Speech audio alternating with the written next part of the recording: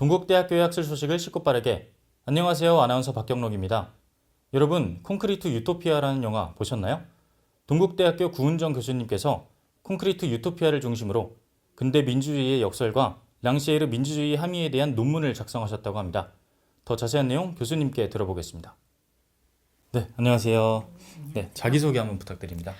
저는 늦게 공부를 시작해가지고 이제 박사 마친 지 한 5년 조금 넘은 네.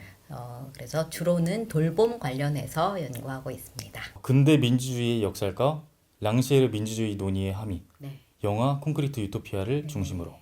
네. 제목이 굉장히 길고, 네, 사실 제목만 들어서는 정확히 무슨 내용인지 상상이 잘 안 되는데 어떤 논문인지 설명해 주실 수 있나요? 네, 일단은 제가 이제 콘크리트 유토피아를 보면서 일단 딱 들었던 생각이 이거는 민주주의에 대한 얘기로 한번 풀어봐도 되게 재밌겠구나 이런 생각이 들었어서 이제 했던 것이고요.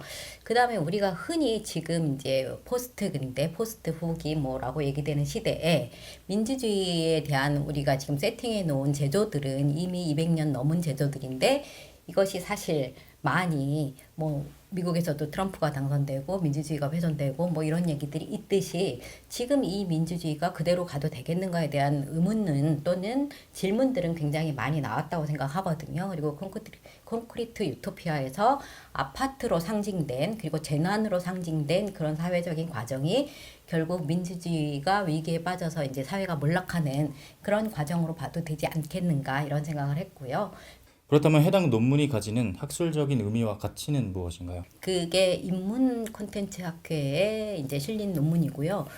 인문학 쪽에서 분석을 할 때는 보통 사회학적으로 분석을 하지 않거든요. 그래서 영화에 대한 평론이라든가 이런 것들, 특히 이제 콘크리트 유토피아에 대해서 얘기할 때는 보통 인간성에 대해서 많이 얘기를 하죠. 그래서 거기에 주인공의 인간군상, 그 다음에 이제 그 주인공의 반대편에 있는 인간군상, 이런 것들에 대해서 많이 얘기를 하는데, 저도 이제 인간에 대해서 사실 관심이 있어갖고 사회학을 공부하는 거지만, 사람은 그냥 홀로 뚝 떨어져 갖고 있는 것이 아니라 사회적인 제도 속에 있잖아요. 그러니까 이런 제도들이 어떻게 저런 인간 군상을 만들어내고 어떤 것들이 모여서 또 다른 인간 군상을 만들어내는지 이런 것들을 이해할 때 저는 이제 사람에 대한 이해, 주변 환경에 대한 이해가 더 넓어질 수 있다고 생각하거든요. 그래서 이제 콘크리트 유토피아를 이렇게 사회학적인 부분으로 분석하는 것 자체가 저는 학문적으로 의미 있다고 생각을 하고, 그런 것들이 요즘에 많이 얘기하잖아요. 융합 연구니, 다재간 연구니 이런 것들이 한 측면이라고 생각합니다. 네.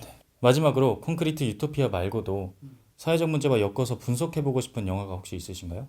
아직은 이제 딱히 막 생각나는 건 없고요. 근데 이제 저는 요즘에는 친밀 관계니 그런 부분들이 예전 시대랑은 이제 많이 바뀌고 있는 거잖아요. 그리고 그런 부분들이 나타나는 이제 드라마나 이런 것들이 많이 나오고 있는데, 이제 막 시리즈로 나오는 드라마는 너무 길어서 그걸 다 보고 분석하기가 조금 어려울 것 같은데, 좀 그런 쪽으로는 이제 생각해 보고 있습니다. 제가 이제 원래 돌봄 같은 거 연구하는 사람이라서 돌봄과 친밀 관계, 친밀성은 연결이 되는 거라서, 그리고 이제 그런 것들이 공동체랑 연결되기 때문에 그런 드라마들은 계속 예전과 달라진 그런 사회 모습을 그려낸다고 생각을 합니다. 네. 인터뷰 응해주셔서 너무 감사합니다. 네, 감사합니다. 감사합니다. 오늘은 구은정 교수님께 논문에 대한 말씀을 들어봤는데요. 여러분도 문화 콘텐츠를 시청할 때 우리 삶 속의 사회적 문제와 엮어서 즐겨보는 건 어떨까요? 지금까지 아나운서 박경록이었습니다.